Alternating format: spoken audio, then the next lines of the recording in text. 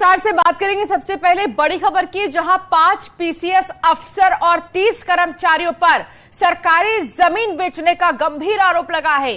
सरोजनी नगर, लखनऊ के सरोजनी नगर के भट्ट गांव का ये पूरा मामला बताया जा रहा है।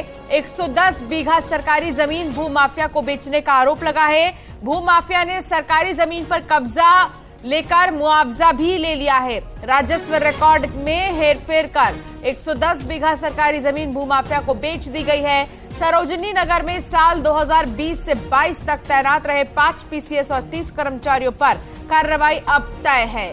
प्रशासन की जांच में मामला सही पाए जाने के बाद 5 पीसीएस और 30 कर्मचारियों के नाम शासन को भेज दिए गए हैं। संकेत मिश्रा संवाददाता हमारे साथ जुड़ गए हैं। संकेत, आखिर डिपार्टमेंट में इतनी बड़ी गड़बड़ी हो जाती है और पता काफी देर बाद चलता है, लेकिन देर आए दुरुस्त आए हम कह सकते हैं, और अब कार्रवाई होगी। देखिए, योगी सरकार में लगातार भ्रष्ट अफसरों पर कार्रवाई हो रही है जीरो टॉलरेंस की नीति के तहत। इस मामले में भी ये सरोजनी नगर के भटगांव में ये जमीन है 110 बीघे, और इसे संक्रमणीय दिखा के अफसरों ने इसको बाकायदा बेच दिया भूमाफियाओं को, और उसके बाद भूमाफियाओं ने इसमें यूपीडा से मुआवजा भी ले लिया है, यानी कि मुआवजा भी वसूल कर लिया और गलत तरह से जमीन पर कब्जा भी कर लिया। इस पूरे मामले के संज्ञान में आते ही जांच कराई गई और जांच निष्पक्ष तरीके से हुई, जिसमें 5 पीसीएस अफसर और 30 सरकारी कर्मचारी संलिप्त पाए गए। शासन ने इन सभी कर्मचारियों के नाम मांगे हैं और ये सभी कर्मचारियों के नाम भेज दिए गए हैं और ये नाम पहुंच चुके हैं। अब जल्द ही ये 5 पीसीएस अफसर और 30 कर्मचारियों पर गाज गिरनी तय मानी जा रही है। बहुत शुक्रिया संकेत, जानकारी साझा करने के लिए। तो 5 पीसीएस अफसर और 30 कर्मचारी ऐसे हैं जिन पर गाज गिरेगी। 110 बीघा जमीन में हेराफेरी हुई है, भूमाफिया ने कब्जा कर मुआवजा ले लिया है इस पूरी जमीन का, और ये सब जो कर्मचारी और 5 पीसीएस हैं उनके वजह से हम कह सकते हैं हो पाया है, जहां भूमाफियाओं के हाथ सरकारी जमीन बेचने का मामला सामने आया है। और इस पूरे मामले में जब दोष और हेराफेरी सही पाए गए तो अब ये कार्रवाई होगी 5 पीसीएस अफसर और 30 कर्मचारियों पर। प्रॉपर्टी डीलर और उसके भाई पर जानलेवा हमला करने की कोशिश की गई। दरअसल प्रयागराज में गवाही देने से रोकने के लिए हमला किया गया है। हथियारबंद लोगों ने फायरिंग और मारपीट की है। प्रॉपर्टी डीलर के भाई अजय मिश्रा को गंभीर चोटें आई हैं। नैनी थाना क्षेत्र में पीएसी कॉलोनी के पास की पूरी घटना है। शादी समारोह से लौटते वक्त हमला किया गया। पुलिस ने 12 लोगों के खिलाफ केस दर्ज कर लिया है। 4 नामजद और 7 से 8 अज्ञात लोगों के खिलाफ केस दर्ज किया गया है। जानलेवा हमले के पुराने मुकदमे के गवाही से रोकने के लिए फायरिंग करने, मारपीट और धमकाने का भी आरोप है। प्रॉपर्टी डीलर और उसके भाई पर हमला किया गया है और सरेआम फायरिंग की गई है और साथ ही मारपीट का मामला सामने आया है। पूरा मामला प्रयागराज का है और प्रयागराज में जिस तरीके से डीलर और उसके भाई पर हमला किया गया, कई सवाल खड़े होते हैं। इतना ही नहीं, फायरिंग और मारपीट तक की गई है। गवाही देने से रोकने की वजह से यह हमला किया गया है। गाजियाबाद में नशे में धुत स्कॉर्पियो सवार ने कार में टक्कर मार दी। आरोप के मुताबिक जब कार के ड्राइवर ने उतरकर पूछा तो उसने रिवॉल्वर दिखाकर धमकी दे दी। इसके बाद कार सवार ने रिवॉल्वर छीनकर वीडियो बना लिया। इसमें कार ड्राइवर लड़खड़ाता नजर आ रहा है। थाना क्रॉसिंग रिपब्लिक थाना क्षेत्र की पूरी घटना है। ये देखिए तस्वीर, जहां यही रिवॉल्वर है, रिवॉल्वर निकालकर धमकी देते नजर आ रहा है एक शख्स, और ये लड़खड़ाता हुआ नजर आ रहा है। शराब के नशे में धुत है। पुलिस ने 12 लोगों के खिलाफ एफआईआर दर्ज कर ली है और ये वीडियो बना लिया गया था जब यहाँ पर दबंगई दिखाने की कोशिश हो रही थी।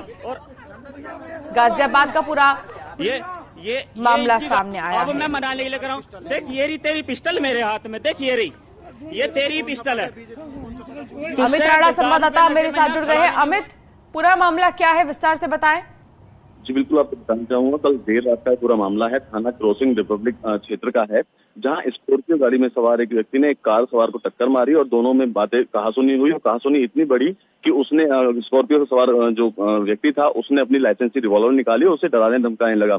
गनीमत इस बात की रही कि उस दौरान कोई वहां पर गोली नहीं चली, क्योंकि जिस तरीके से आप विजुअल में साफ तौर पर देख सकते हैं, स्कॉर्पियो सवार जो व्यक्ति है जिसके पास लाइसेंसी हथियार था वो नशे में इतना धुत है कि उससे सही से खड़ा भी नहीं हुआ जा रहा है, ना ही उससे बोला जा रहा है।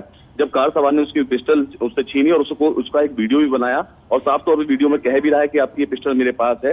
इसके बाद उसने 112 पे कॉल किया, जहां मौके पर पहुंची पुलिस ने स्कॉर्पियो सवार जो युवक था उसे हिरासत में ले लिया और उसके ऊपर सख्त से सख्त कार्रवाई की बात भी पुलिस द्वारा कही जा रही है। बहुत शुक्रिया जानकारी साझा करने के लिए अमित। तुझसे दारू के नशे में यहाँ खड़ा भी नहीं हुआ जा रहा और तू मुझे गोली और मारा।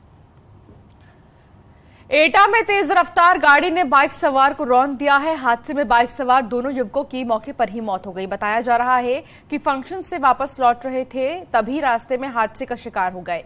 कोतवाली जिलेसर क्षेत्र का यह हादसा है और लखनऊ में तेज रफ्तार का कहर देखने को मिला।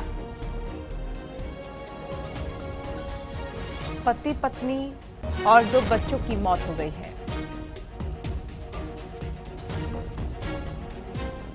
सड़क हादसे में 4 लोगों की मौत हुई है।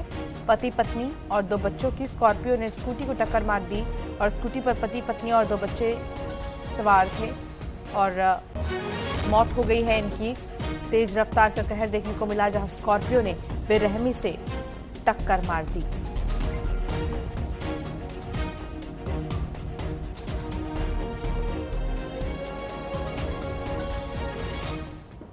एटा में तेज रफ्तार गाड़ी ने बाइक सवारों को रौंद दिया है। हादसे में बाइक सवार दोनों युवकों की मौके पर ही मौत हो गई है। बताया जा रहा है कि ये लोग किसी फंक्शन से वापस लौट रहे थे, तभी अज्ञात वाहन ने इन्हें टक्कर मार दी। चलो ले आगे बढ़ा। हादसे में 2 युवकों की मौत हो गई है। हालांकि एटा में भी तेज रफ्तार का कहर देखने को मिला। अज्ञात वाहन के टक्कर मारने की वजह से इस हादसे में 2 युवकों की मौत हो गई है।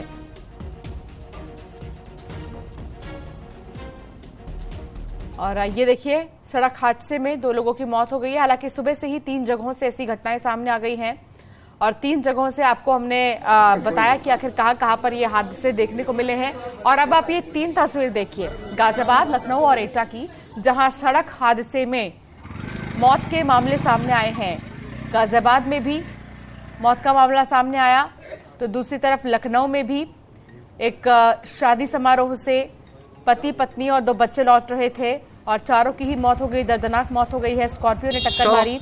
एटा की अगर बात करें तो यहां अज्ञात वाहन ने 2 लोगों को टक्कर मार दी, जिसके चलते मौत हो गई है। तो सड़क हादसे में मौत के मामले, क्योंकि रफ्तार का कहर थमने का नाम नहीं ले रहा है और तेज रफ्तार के कहर की वजह से ही मौत के मामले सामने आए हैं। चलो ले आगे बढ़ा।